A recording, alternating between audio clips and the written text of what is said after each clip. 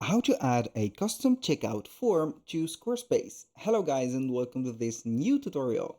In today's video, I'm going to show you how to set up or how to add a custom form to your Squarespace checkout. So we're going to head over to squarespace.com, sign in for an account, and then we are going to head over our website. The most important part here is going to have some products. So I'm going to visit my website just like that. We're going to head over to the left side of the screen, select the third item, which is going to be called products and services. Select from here products, and here you are going to see all the type or category of products that you have, like physical, services, downloads, gift cards, and etc. I'm going to add this custom form to a physical product.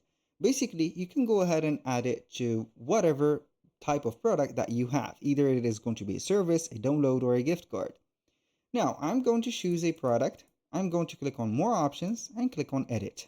It is going to open up the product editor, like seeing the details about that product and everything. Now we're going to see something under the details, which is going to be the second part here that Squarespace have added recently in these product editors, forms. Add to cart form.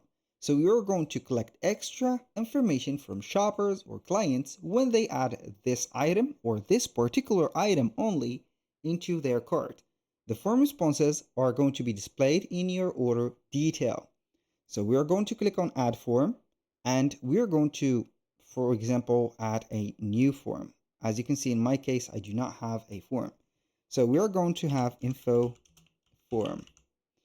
Now we can go ahead and add form fields. As you can see, we have the form fields, a lot of form fields, like having, for example, a text, like here, what is, or for example, here I'm going to add name. We're going to click on done, required, yes. You can go ahead and add a description. For example, I can go ahead and add a little text like here, something like phone number. I'm going to make it required. I'm going to add another one like here, drop down. So let's say that this is an iPad. So a size, for example, or storage, we're going to put a storage, and here we are going to have options. For example, option 1 is going to be maybe 100 and, for example, let's see here, enter option 128 GB, like 260 or 56 GB, 512 GB, and we're going to put it as required, as you can see, like that. I'm going to save this. As you can see, this is the info form. You can go ahead and have here the drag or drop down menu here and everything. So, and then you're going to apply it. That was pretty much it for today's video. Thank you guys for watching. I hope that you have enjoyed the content, and I hope to see you soon on the next one.